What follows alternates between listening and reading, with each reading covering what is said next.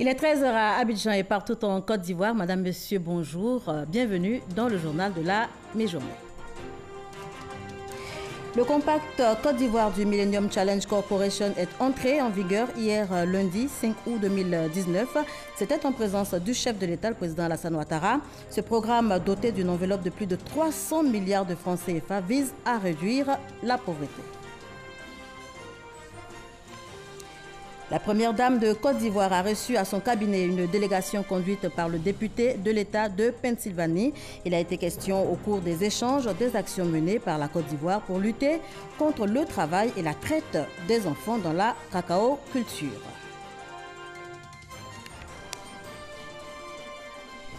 Et puis la Côte d'Ivoire va célébrer demain 7 août 2019 le 59e anniversaire de son accession à l'indépendance. Les préparatifs vont bon train, vous le verrez dans ce journal. Voilà pour les titres. On démarre tout de suite avec cette information. La cérémonie officielle de remise des prix d'excellence aura lieu aujourd'hui même, mardi 6 août. Ce sera donc au Palais de la Présidence à partir de 17 h et nous vous en ferons largement écho dans nos éditions prochaines. Mais avant, on évoque le compact Côte d'Ivoire du Millennium Challenge Corporation qui est entré en vigueur hier lundi 5 août 2019. C'était en présence du président de la République Alassane Ouattara et d'une forte délégation américaine. Le point avec Jérôme Kofi Abola. Ça y est, le compact ivoirien est en vigueur après la signature de l'accord de don d'environ 525 millions de dollars en 2017 du Millennium Challenge Corporation avec le gouvernement de Côte d'Ivoire. C'est la salle mosaïque du palais présidentiel qui a servi de cadre ce lundi à la cérémonie de mise en œuvre. Une cérémonie qui a été notamment l'occasion de projeter un film institutionnel présentant les grandes lignes du programme compact et de signer les déclarations communes d'entrée en vigueur. Le ministre Patrick Hachi, secrétaire général de la présidence, en sa qualité de président du conseil d'administration du Millennium Challenge, ACONT MCA, a indiqué que l'aboutissement de ce processus traduit l'excellence des relations entre l'État ivoirien et le gouvernement des États-Unis. Monsieur le Président de la République, vous avez signé le 14 décembre 2017 l'ordonnance portant création du Millennium Challenge Account Côte d'Ivoire, MCACI, l'entité d'exécution du programme Compact. Notre cérémonie de ce jour est donc le couronnement de tout ce processus et cette entrée en vigueur du programme Compact Côte d'Ivoire consacre ainsi le démarrage effectif de ce projet pour une durée de 5 ans, jour pour jour.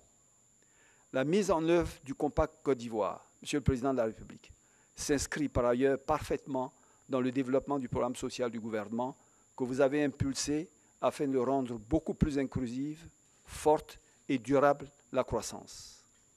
Monsieur le CEO du MCC, nous voudrions ici vous indiquer que la Côte d'Ivoire reste fermement engagée à respecter les termes de l'accord de don et l'ensemble des conditions inscrites dans le PIAE, gage d'une exécution réussie du programme Compact Côte d'Ivoire.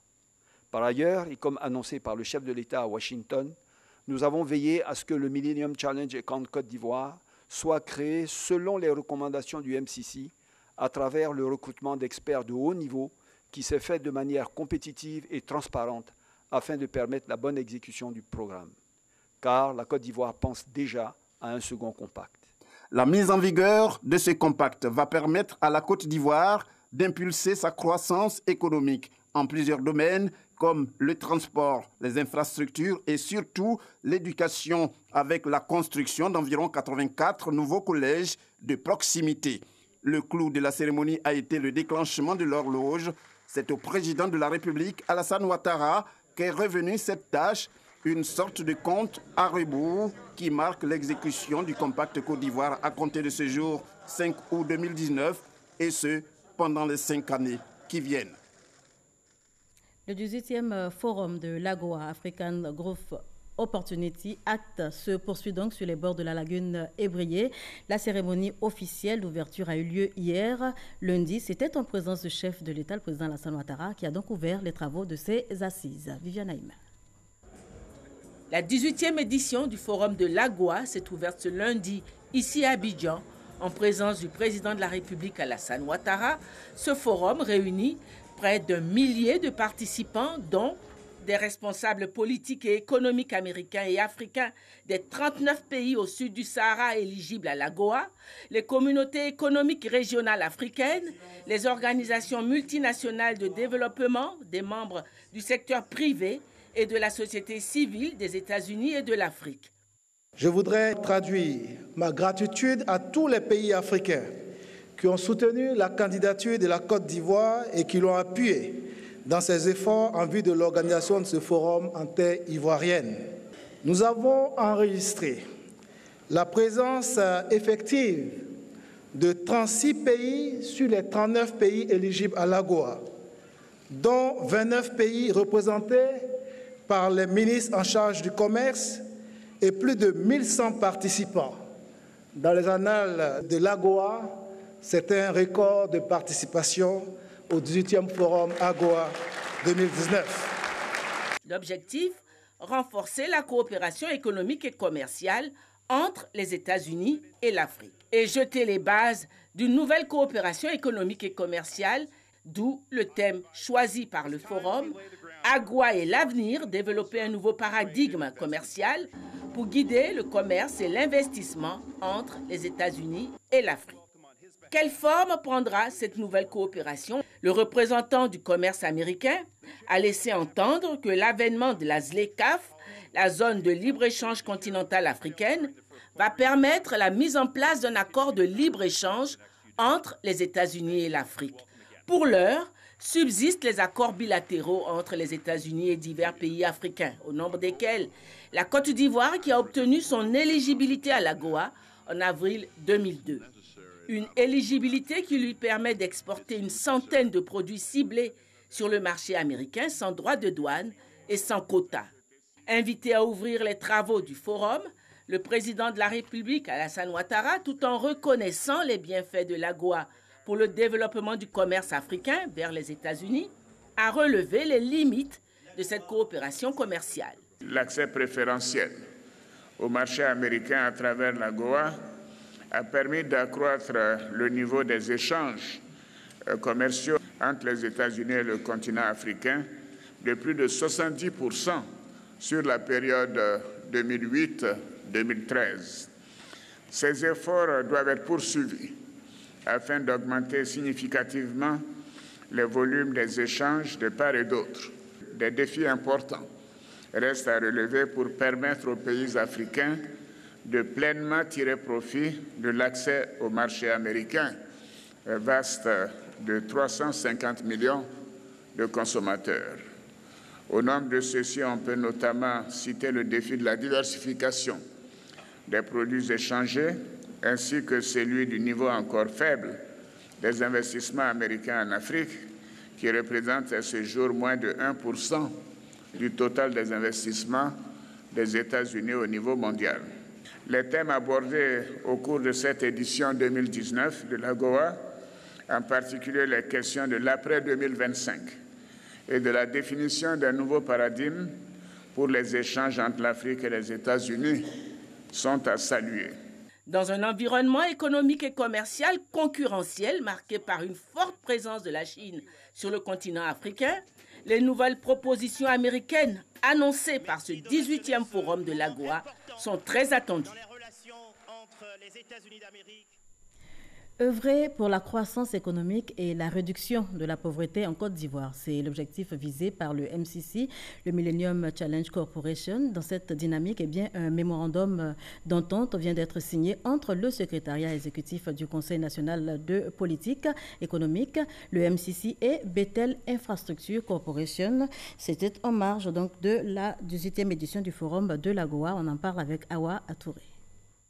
Mémorandum d'entente signé par le secrétaire général de la présidence de la République, secrétaire exécutif du Conseil national de politique économique, Patrick Hachi, le directeur général du MCC, Sin Ken Cross, et le président régional Afrique de Bechtel, Jim Dutton. Il s'agit de la réalisation d'une étude stratégique portant planification des infrastructures ivoiriennes afin de soutenir la croissance économique de façon durable et inclusive. Cet événement témoigne de l'engagement du MCC.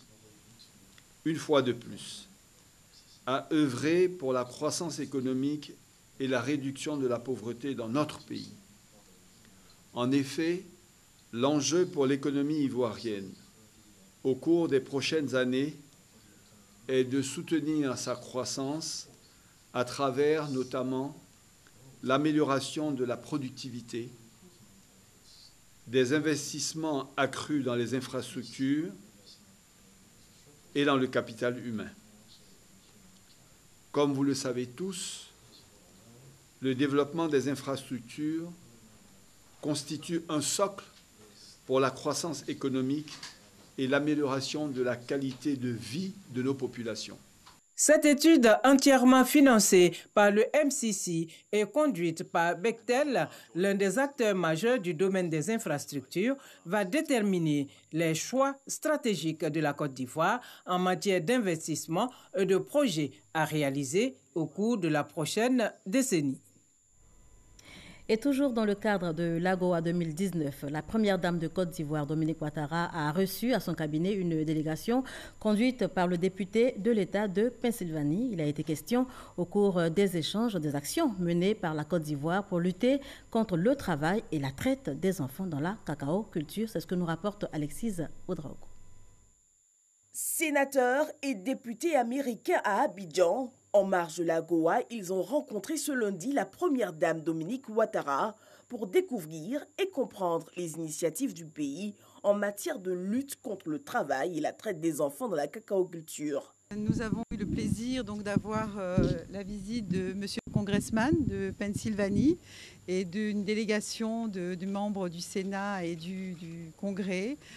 C'était très, très intéressant, surtout on a pu répondre aux questions de façon précise et je crois que ça a été très utile. Au terme de longueurs d'échange, la délégation se dit convaincue des réponses obtenues. Monsieur le Congressman souhaiterait remercier d'abord la Première Dame pour son accueil et pour tout le travail qui est abattu dans le cadre de la lutte contre l'utilisation des enfants dans le secteur de la culture du cacao plutôt, et également souhaiterait surtout voir comment travailler avec la Côte d'Ivoire dans ce domaine. Nous savons que ce travail ne sera pas accompli en une seule nuit, mais nous avons été encouragés par les discussions, particulièrement ce qui est fait au niveau des écoles. Particulièrement étant précédemment enseignant, cette partie m'a énormément touchée. Notons que c'est en septembre prochain que la Première Dame rencontrera aux États-Unis les deux sénateurs ayant porté motion pour un embargo du cacao ivoirien. Et le sous-secrétaire d'État américain aux Affaires africaines a lui été reçu par Marcel Amontano, le ministre des Affaires étrangères de Côte d'Ivoire. Les deux hommes ont évoqué les relations bilatérales qui existent entre leurs deux pays. Le point avec Éric Goré. Le sous-secrétaire d'État des États-Unis chargé des affaires africaines dans les locaux du ministère des Affaires étrangères. Une visite qui montre à quel point les relations entre la Côte d'Ivoire et les États-Unis sont excellentes. Thibaut Nagui des États-Unis et Marcel Amontano de la Côte d'Ivoire se sont réjouis de la stabilité de notre pays, de sa présence au Conseil de sécurité et surtout de son ouverture au monde. Je voudrais profiter de cette occasion pour féliciter la Côte d'Ivoire à l'occasion de son 51e anniversaire de son indépendance et également profiter pour dire combien les États-Unis en tant que pays comptent beaucoup sur ses relations avec la Côte d'Ivoire, un pays qui force l'admiration par son dynamisme économique. Plusieurs grands chantiers vont s'ouvrir très bientôt entre ces deux pays au profit des populations ivoiriennes. L'éducation, la santé et la formation sont les domaines concernés. Je vous le disais à l'entame de ce journal, la cérémonie officielle de remise des prix d'excellence aura lieu aujourd'hui même, mardi 6 août. Ce sera au Palais de la Présidence à partir donc de 17h. À quelques heures donc de la cérémonie, le ministère des Mines récompense ses meilleurs agents. Lauréat au prix national d'excellence pour l'édition 2018, les structures Agbao Gold Corporation et Société des mines d'Iti reçoivent leur récompense. Cette année 2019, nous espérons être parmi les premiers. Tous les travailleurs sont déterminés à toujours être parmi les meilleurs dans leur domaine d'activité. Jusqu'ici, le secteur bénéficiait d'une seule catégorie de distinction au prix national d'excellence, celui du prix ivoirien des mines. Pour l'édition 2019, 2 autres catégories ont été prises en compte. Objectif de ces 3 distinctions, faire prendre conscience à toutes et à tous que la Côte d'Ivoire est faite par chacune et par chacun de nous. Pour nous, acteurs du secteur minier, l'excellence exige que nous fassions passer la contribution du secteur minier au PIB de notre pays à 4% et plus s'il le faut à l'horizon 2020. Le prix national de l'excellence a été institué par l'État depuis 2013 et est décerné chaque 6 août à l'occasion de la Journée nationale de l'excellence. Rendez-vous donc à 17h pour l'édition 2019. Le boulevard Valéry Giscard d'Estaing, l'une des plus grandes artères du district d'Abidjan, va accueillir demain, mercredi 7 août, en présence du président de la République, Alassane Ouattara, plus de 5000 militaires, gendarmes, policiers et forces paramilitaires dans le cadre du défilé militaire marquant le 59e anniversaire de l'indépendance de la Côte d'Ivoire. Dernier réglage pour offrir donc un grand défilé, et c'est avec Abou Sanogo. Rassemblés autour du chef d'état-major général des armées Lassina Doumbia, les différents chefs de corps et de commandement des armées, de la gendarmerie, de la police ainsi que des forces paramilitaires reçoivent les dernières instructions pour la 3e et dernière répétition générale sur le boulevard Valéry Giscard d'Estaing, ce après d'autres répétitions dans leurs unités respectives. Pour ce dernier jour, toutes les forces étaient mobilisées pour une simulation grandeur nature. Objectif, identifier les points à améliorer et insister sur la coordination d'ensemble. Une simulation faite sous le regard du ministre d'État, ministre de la Défense Ahmed Bakayoko. L'accent est mis sur la rigueur du tempo des pas, l'alignement des troupes, le balancement des bras et le port de tête. Plus de 5000 militaires, gendarmes, policiers, paramilitaires défileront en présence du président de la République Alassane Ouattara, chef suprême des armées. Tour à tour passeront le drapeau de l'État, 3 détachements étrangers, 48 détachements militaires, paramilitaires et spéciaux, un détachement de la société Omnisport des armées, 12 rames de véhicules et engins et un détachement de la police montée. Par ailleurs, l'édition 2019 du défilé militaire, qui marque la célébration du 59e anniversaire de l'indépendance de la Côte d'Ivoire, verra la participation d'un détachement du bataillon autonome de troupes aéroportées des forces armées guinéennes. Comme invité spécial, les forces armées royales du Maroc et les forces françaises en Côte d'Ivoire. Autre instant attendu, le passage des forces spéciales qui vont défiler d'un pas lent, le visage encagoulé sur un air distillé par la musique de la garde républicaine.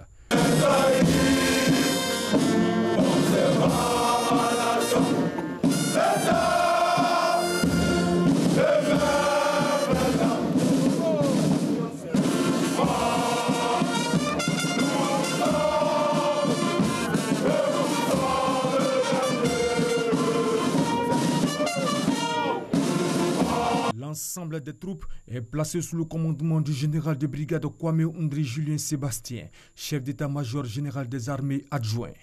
L'édition 2019 du défilé militaire est placée sous le thème « Population et forces de défense et de sécurité pour une Côte d'Ivoire réconciliée et unie ». Voilà, la fête s'annonce belle. À Yamoussoukro, en tout cas, les préparatifs vont bon train. Les autorités locales préparent activement la célébration donc, du 19e anniversaire de l'indépendance de la Côte d'Ivoire. Les acteurs sont à pied d'œuvre pour la réussite de l'événement. Les forces de défense et de sécurité et les majorettes multiplient les séances d'entraînement. Et pour la réussite de l'événement, la prière est de mise. Samedi dernier, donc, au temple d'Ebenezer d'Abia Koumassi, on a prié pour la consolidation de la paix en Côte d'Ivoire. Astou Touré. En prélude à la fête de l'indépendance de la Côte d'Ivoire le 7 août prochain, un culte spécial a été dit au temple Ebenezer d'Abia Koumassi, une église protestante méthodiste. Par ce geste, le pasteur Richemont VII entend prier pour la paix, la solidarité et l'union des fils et filles de la Côte d'Ivoire. À l'occasion du 59e anniversaire de notre pays, l'Église a pensé qu'il faut aller devant l'Éternel, se prosterner devant l'Éternel en vue de prier pour notre pays. Prier pour le président de la République, prier pour le gouvernement, prier pour les institutions et les responsables, les partis politiques, les ONG, la société civile, pour que Dieu intervienne dans notre marche. Et c'est dans ce sens-là que nous nous sommes réunis pour élever nos cœurs à Dieu et lui demander de nous donner la paix. Des chants liturgiques ont également rythmé cette prière. La 9e année de l'accession de notre pays, la Côte d'Ivoire, à l'indépendance, l'événement a été célébré à Mans. Et plusieurs infrastructures ont été réalisées à cet effet. Que sont devenues donc ces réalisations? Quels souvenirs gardent les participants à ces festivités? Éléments de réponse tout de suite avec Gervais Kouassi et Godefroy Okombawa. 7 août 1969, 7 août 2019, bientôt 50 ans que la ville de Mans a abrité les festivités tournantes de l'indépendance de la Côte d'Ivoire. Cette célébration a permis à cette localité d'être dotée de plusieurs infrastructures. L'hôtel Les Cascades, le stade Léon Robert, un grand marché, plusieurs acteurs bitumés et la résidence du président de la République. Aujourd'hui, certaines de ces réalisations ont disparu. D'autres sont dans un état de dégradation très avancé. L'hôtel Les Cascades a été privatisé. Le stade Léon Robert, englouti par des hangars, fait office de toilettes géantes le jour et de fumoir la nuit. Le marché à maintes reprises, théâtre d'incendie. Le lac artificiel situé entre les quartiers Commerce et Belleville, où venaient se baigner les touristes, est devenu un dépotoir. Autre situation, le bitume n'existe presque plus. C'est avec beaucoup de nostalgie que les plus âgés se souviennent du passé glorieux de la ville de Mans, appelé le Petit Paris de la cité des 18 montagnes. Avant Mans, il y avait boutons partout. Aujourd'hui, les routes sont disparues, tous ces boutons sont cassés. Très jeune à cette époque, il avait 19 ans, Aladji Drissa Fadiga se rappelle encore. La fête a été grandiose. Elle a été grandiose parce que l'arrivée de Houphouët-Boigny dans une ville à l'époque était un véritable événement. Il y a eu le défilé militaire, le défilé civil, toutes les danses folkloriques de la région, ainsi que de la CEDEAO. Personne n'est resté en marge. Son souhait est le retour de ces fêtes tournantes qui participent au développement de la Côte d'Ivoire. 50 ans après, toutes les infrastructures sont dégradées. Et le président Félix Houphouët-Boigny, à l'époque, a décidé cela pour donner à chaque région sa chance de se mettre au diapason de toutes les autres régions. Si la fête pouvait revenir à Mans, en tout cas, ça nous ferait plaisir. Aujourd'hui, avec l'arrivée du président Alassane Ouattara au pouvoir en 2011, plusieurs actions de réhabilitation et de construction d'infrastructures sont réalisées. Entre autres, la construction d'une université, l'électrification et le raccordement à l'eau potable de plusieurs quartiers et villages de la commune à travers le programme social du gouvernement. À cela s'ajoute le retour de certaines administrations publiques et panafricaines, des initiatives qui contribuent sans doute à un retour progressif du passé glorieux de la ville de Mans. Un cercle de réflexion pour partager et apporter des contributions au développement de la Côte d'Ivoire. C'est l'objectif de l'organisation Demain, la Côte d'Ivoire, qui a tenu justement vendredi dernier, ici même à Abidjan, un petit déjeuner débat pour évoquer la question. Alexis Oudraogo. Un cercle de réflexion pour susciter le débat et apporter des contributions à la paix et au développement en Côte d'Ivoire. Voilà l'essence du petit déjeuner qui a réuni ce vendredi à Abidjan plusieurs hauts cadres de la vie sociopolitique ivoirienne. En fait, nous partons sur trois objectifs précis. D'abord, nous voulons mettre en lumière les acquis de la gouvernance du RHDP depuis 2011. Secondo, nous voulons nous approprier le programme de gouvernement du RHDP de 2020 à 2025 et l'expliquer à la population, parce qu'il y a un besoin réel d'explication. Et troisièmement, être un vecteur pour essayer de faire comprendre aux uns et aux autres que seule la gouvernance RHDP peut apporter un réel développement à la Côte d'Ivoire à partir de 2020. Pour le parrain de l'initiative, l'inspecteur général d'État Théophile Awandoli, la réflexion partagée est une force et un outil indispensable de bonne gouvernance. Il faut qu'ensemble on aide à bâtir la Côte d'Ivoire de demain, quelle que soit la place que chacun aura occupée. Il y a des députés, il y a des sénateurs, il y a des présidents du conseil d'administration, il y a des directeurs généraux, il y a des chefs d'entreprise. Ce sont des gens déjà qui sont des grands acteurs de développement de la Côte d'Ivoire. Et si ces acteurs décident de se mettre ensemble, de mettre ensemble tout ce qu'ils ont comme bagage intellectuel, mais on ne peut que s'en réjouir. Le cercle lui entend s'étendre et s'enrichir de beaucoup plus d'intelligence. On poursuit en images avec cette information. Depuis le mois de juillet 2019, le gouvernement a décidé de prendre en charge les 50% des cotisations dues au titre du régime général de base de la couverture maladie universelle et de prendre en charge à titre exceptionnel les 3 mois de délai de carence exigés aux fonctionnaires et agents de l'État. Une décision saluée par Mesme Komoué, président du conseil d'administration de la Mutuelle générale des fonctionnaires de Côte d'Ivoire, MUGEFSI. Pascal Abinor, ministre de l'Emploi et de la Protection sociale, apprécie cette démarche des fonctionnaires et agents de l'État. Selon lui, le gouvernement a toujours eu une oreille attentive auprès des populations. Nous y reviendrons dans nos prochaines éditions. 8e journée mondiale de la lutte contre la maltraitance des personnes âgées. On en parle à présent. C'est une journée célébrée tous les 15 juin dans le monde entier. Mais en Côte d'Ivoire, c'est la date du 2 août 2019 qui a été retenue pour célébrer l'événement. La célébration a eu lieu à Anyama. On y va tout de suite avec Théodore Zouzou et Franck Kouadio. On s'est déplacé pour venir te saluer et puis te donner un petit cadeau pour prendre soin de toi, maman. Merci. Un peu de vivre, d'amour, d'attention, un sourire, des actions qui font chaud au cœur d'Ariette Kousso, âgée de 110 ans, et d'Hélène Kouchi, 90 ans. Toutes deux au quartier Magladi à Niama. Des personnes du 3e âge à l'honneur ce jour dans la cité de la Kola, commune choisie pour commémorer la 8e édition de la journée de lutte contre la maltraitance des personnes de plus de 60 ans, appelées encore des seniors. La maltraitance du sujet âgé, c'est tout acte unique ou multiple qui porte atteinte à l'intégrité morale, financière, physique ou sociale. Dire que la personne âgée est sorcière, c'est une maltraitance. Célébration qui vise à dénoncer les maltraitances faites à ces bibliothèques intarissables, sensibiliser la communauté, mais aussi les seniors sur les bonnes pratiques en matière de gestion du vieillissement. Un plaisir pour ces hommes et femmes venus de tous les quartiers d'Anyama. C'est un grand honneur pour nous parce que avoir les cheveux blancs, c'est une couronne. Et si on nous honore aujourd'hui, c'est une grande chose. Ban Ki-moon, ancien secrétaire général de l'ONU, le disait. Les personnes âgées participent à leur façon et de diverses manières à l'économie. Le 15 juin de chaque année leur est donc consacré.